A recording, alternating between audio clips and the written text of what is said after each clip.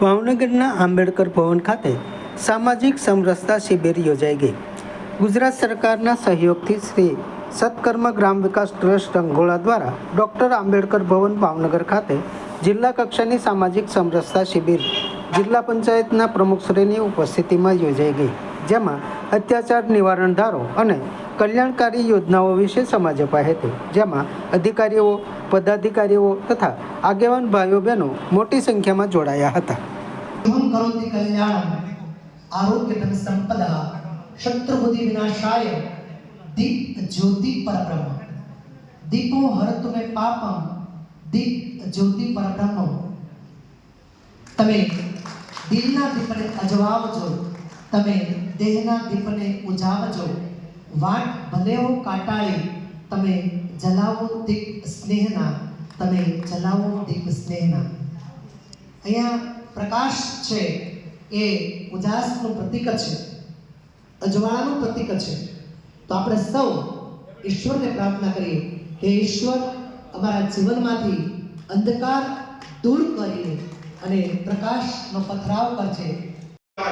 આજ ભાવનગરમાં નાયબ નિયામક તરીકે પ્રસ્થાપિત થઈ અને સરસ મજાનો આ વિભાગ સંભાળે છે, એટલે એમના માટે ક્લેપિંગ અને તાળીનો અવકાશ। હવે વાત છે આપણે સામાજિક સમરસતાની। દુઃખ સાથે મારે કહેવું પડે કે આપણી ભારતીય સંસ્કૃતિમાં બુદ્ધ સંત પુરુષો આપેલા છે। સરસ મજાનું આપણું mind, Indian brain is most powerful in the world, કારણ કે ખૂબ જ વખાણ થાય છે વિશ્વમાં। પણ દુઃખની બાબત છે કે સંત પુરુષો અને બુદ્ધ પુરુષો આપ્યા છે, પણ ભારતીય સંસ્કૃતિમાં નીચું જોવાનું થાય છે કે આપણે સામાજિક સમરસતાની શિબિર કરવી પડે આઝાદીના 75 વર્ષ પછી પણ। આ એક કરુણતા બાબત છે, કારણ કે ગાંધી કહી ગયા છે, એમના 18 રચનાત્મક કાર્યક્રમમાં ગાંધીએ કીધું છે કે અસ્પૃશ્યતા, કોમી એકતાની વાત કરી છે, અને એમને પોતાના શબ્દોમાં ટાંક્યું છે કે અસ્પૃશ્યતા હિન્દુ સંસ્કૃતિનું કલંક છે। કારણ કે હજી આપણે સમાજ નિર્માણ અને ખરેખર જે ભારત નિર્માણ કરવાની વાત છે કરી શક્યા નથી। એમાં ક્યાંક ને ક્યાંક હું પણ ઇન્ક્લુડિંગ મી, હું પણ ક્યાંક જવાબદાર છું, અને આપણી પણ નૈતિક જવાબદારી છે। કારણ કે ડોક્ટર બી.આર. આંબેડકરે કીધું છે કે જે શિક્ષક તમને નૈતિકતા અને સામાજિક ન બનાવે એ શિક્ષક નથી, માત્ર માહિતીનો ખજાનો છે। તો અત્યારે નાવડે આજકાલ આપણે માહિતીનો ખજાનો તો ખૂબ જ એકઠો કરી રહ્યા છે, પણ નૈતિકતા કેટલી આપણામાં આવી છે? કોઈનું દુઃખ વેદના જોઈ આપણામાં સંવેદના અને કરુણા ન જાગે તો માણસ લેવાને આપણે લાયક નથી, માણસ ડેફિનેશનમાં આવતા નથી, માણસની વ્યાખ્યામાં નથી આવતા। આ કે ના? આ કે ના? કારણ કે કોઈનું દુઃખ જોઈને આપણે અંદરથી કંઈક થવું જોઈએ। પછી ભલે આપણે એની સેવા ન કરી શકીએ, કદાચ આર્થિક પૈસા ના હોય તો ન કરી શકીએ, પણ તન અને મન તો સારા વિચારો અને મંગલ કામના તો આપણે કરી શકીએ, એ પણ મોટા મોટી સેવા છે।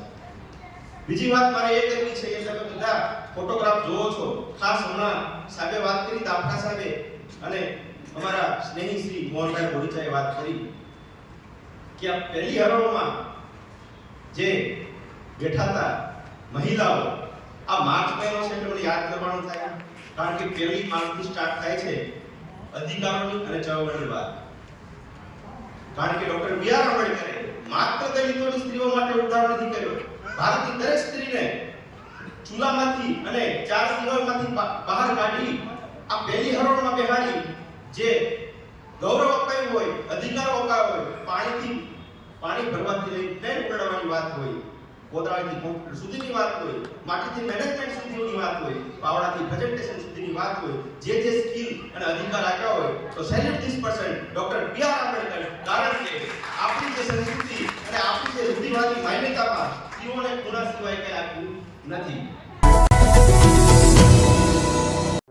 સમાજ માટે, સત્ય માટે, સત્યપૂર્ણ સમાચાર પ્રસારણ આપના મોબાઈલ પર તરત જ લાઈક કરો, શેર કરો અને સબસ્ક્રાઇબ પણ કરો, અને હા, ઘંટડી વગાડવાનું ન ભૂલશો। આભાર। સમાજ માટે સત્ય સાથે સત્યપૂર્ણ અહેવાલ, સમાચાર તથા જાહેરાત પ્રસારિત કરવા સંપર્ક સાધો।